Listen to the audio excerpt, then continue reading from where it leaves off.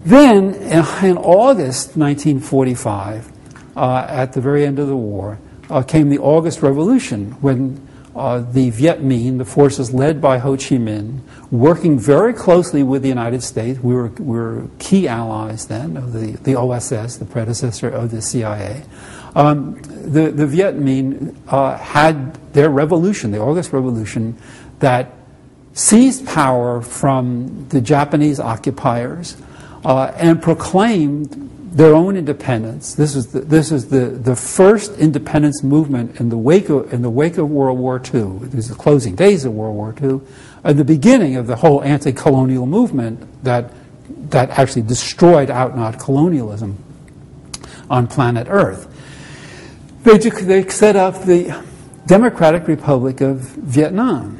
And in September 1945, Ho Chi Minh, the leader of the Democratic Republic of Vietnam, was reading their Declaration of Independence, which began with our Declaration of Independence. The first few sentences of our Declaration of Independence in the United States was the beginning of their Declaration of Independence. And they were speaking in Hanoi with hundreds of thousands of people out there.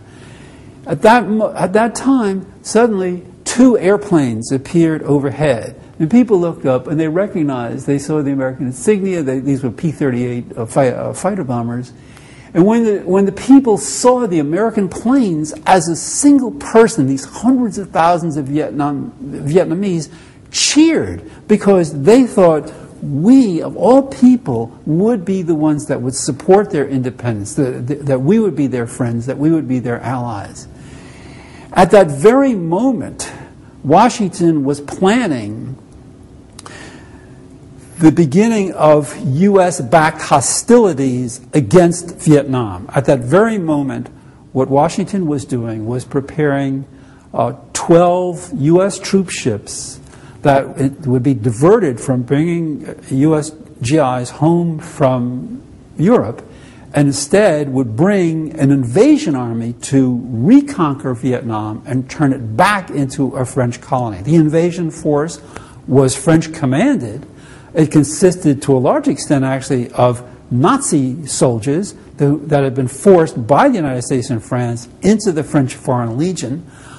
The entire invasion force was not only transported by the United States, but also armed and financed by the United States. When these ships got to Vietnam in November and December of 1945, they were greeted on the docks by Japanese soldiers who had been given their uniforms back, rearmed by the British, and these Japanese soldiers saluted them on the docks. So the crews of these ships were shocked to see, what had we done? Switched sides here? And this was the beginning of the anti-war movement.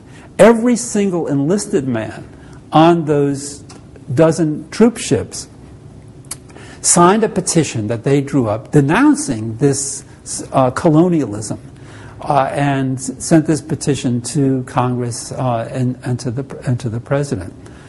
And that peace movement went on during the first stage of the war that was a proxy war on the part of the United States, a war of reconquest on the part of France. That is from 1945 to 1954. In 1954, as France was on the verge of defeat, especially with the incredible battle at Dien Bien Phu, and preparations were being made for a peace conference, the Eisenhower administration decided that they wanted to send U.S. troops there to actually do the job that the French were unable to do.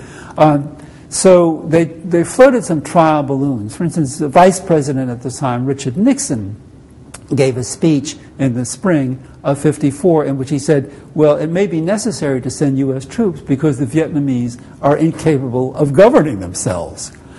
Well, the response to these trial balloons from the American people was, no, we're not going to do that. We're not going to go to war. and this was across the political spectrum. The knowledge of what this war was had become fairly widespread in American society. And an American Legion division of 78,000 men denounced this. U.S. senators got up on the floor and said that we should not be sending troops to Vietnam to support white man's rule in Asia. And the result was that instead of an overt war, the Eisenhower administration launched a covert war. And that covert war went on in fits and starts until '63. By then we had 23,000 combat troops there. And then the overt war in '65. What we know about our government and what they were doing is because we have the top secret history of that war, the Pentagon Papers that were leaked to the American people by Daniel Ellsbury. This is something that we were never supposed to know. So it's that history, that true history, a history of militarism, colonialism, betrayal by our own government. That's the history that's buried under these layers of myths and fantasies, turning Vietnam into this fantasy and myth of U.S. culture. Thank you so much.